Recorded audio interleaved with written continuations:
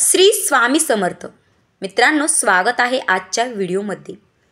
चला तर मग सुरुवात करूयात आजच्या व्हिडिओला. मित्रांनो, शत्रूवर मात करायची असेल तर चाणक्यनी तिचे हे 3 नियम आवर्जून वापरा. विजय तुमचाच होईल.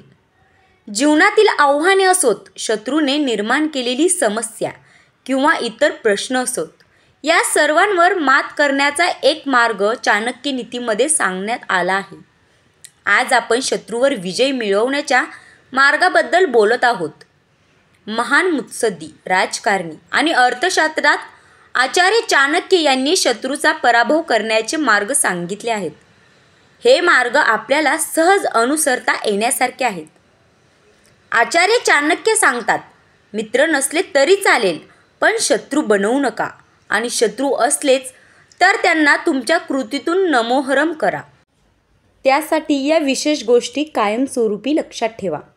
तर पहिली गोष्ट म्हणजे आनंदी राहा. आचार्य चाणक्यांनी आपल्या चाणक्य नीतीमध्ये म्हटले आहे की शत्रू कितीही शक्तिशाली असला, आपला आनंद त्याला पाहवत नाही. त्यामुळे तुम्ही आतून कितीही खचलेले असलात तरी बाहेरून त्यांच्यासमोर नेहमी आनंदी राहा. शत्रूचे अर्धे बळ त्यातच नष्ट होईल. त्याचा सहज पराभव करता येईल. हसणे, आनंदी राहणे म्हणजे शत्रूने कितीही त्रास दिला तरी आपल्यावर त्याचा काहीच असर होत नाही हे दर्शवणे. यामुळे शत्रू अस्वस्थ होईल आणि रागाच्या भरात चुकीच्या कृती करेल व स्वतःच्या जाळ्यात अडकेल. तर दुसरी गोष्ट म्हणजे प्रत्युत्तर देणे टाळा. मित्रांनो, आपल्याला प्रत्युत्तर देण्याची वाईट सवय असते. त्यात नुकसान आपलेच असते. शत्रू तुम्हाला खिजवण्याचा प्रयत्न करेल, अशा वेळी मौन बाळगणे अतिशय उत्तम आहे. असे म्हणतात की मौन सर्वार्थ साध्यते, म्हणजेच मौनातून समोरच्याला उत्तर द्या. प्रतिक्रिया देण्यात ऊर्जा वाया न घालवता तुमच्या कर्तृत्वातून शत्रूला उत्तर द्या. तुमचे मौन हे कमकुवतपणाचे लक्षण नसून ती तुमची ऊर्जा आहे. ती ऊर्जा नकारात्मक गोष्टीत न वापरता त्याचा वापर सकारात्मक बदल घडवण्यासाठी करा. या कृतीमुळे शत्रू आपोआप शस्त्र टाकेल. मित्रांनो, पुढची गोष्ट आहे ती म्हणजे रागावर नियंत्रण. युद्ध जिंकायचे असेल तर रागावर नियंत्रण हवे.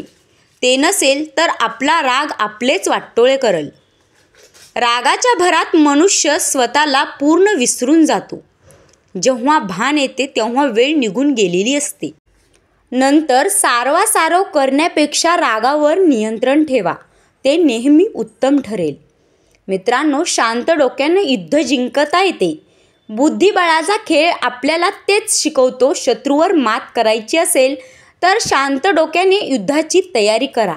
यश तुम्हालाच मिळेल. मित्रांनो, आजचा व्हिडिओ आवडला असेल तर नक्की लाईक करा व आचार्य चाणक्य यांनी त्यांच्या चाणक्य नीतीमध्ये सांगितलेले सुंदर विचार ऐकायला तुम्हाला आवडत असतील तर आपल्या चॅनलला नक्की सबस्क्राईब करा. धन्यवाद.